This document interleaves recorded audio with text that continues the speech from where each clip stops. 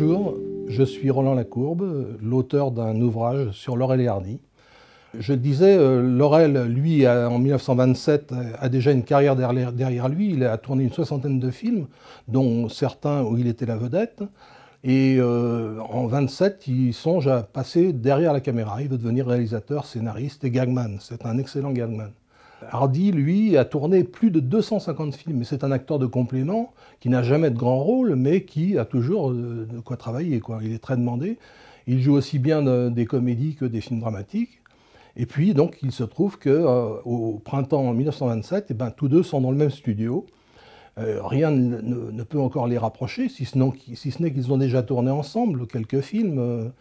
Mais il se trouve qu'un certain samedi, Hardy se brûle le bras très cruellement en faisant cuire un gigot de mouton. Doit être amené à l'hôpital et puis il ne peut pas tourner le lundi matin. Le lundi matin, il doit tourner dans un film et on demande à Laurel de reprendre un rôle d'acteur. Alors Laurel est un peu réticent. Bon, un chèque à l'appui, il accepte et il va repasser devant la caméra. Ce qui fait que la semaine suivante, tous deux, Hardy et Laurel, vont se retrouver dans un film. Et alors, il se passe un curieux phénomène. Pendant quelques mois, les deux acteurs vont tourner 7 ou 8 films dans lesquels ils se croisent. Parfois, on les voit très peu ensemble. D'autres fois, il y a une certaine complicité qui naît. Et puis, il y a un film qui s'appelle Do Detective Think, et dans lequel, d'un seul coup, on les voit tous les deux. Et puis, les rapports sont déjà là. C'est-à-dire que Hardy est celui qui domine, celui qui passe avant l'autre et qui lui rabat son caquet. Et le couple Laurel et Hardy est né à ce moment-là. La popularité de Laurel et Hardy, elle a été phénoménale.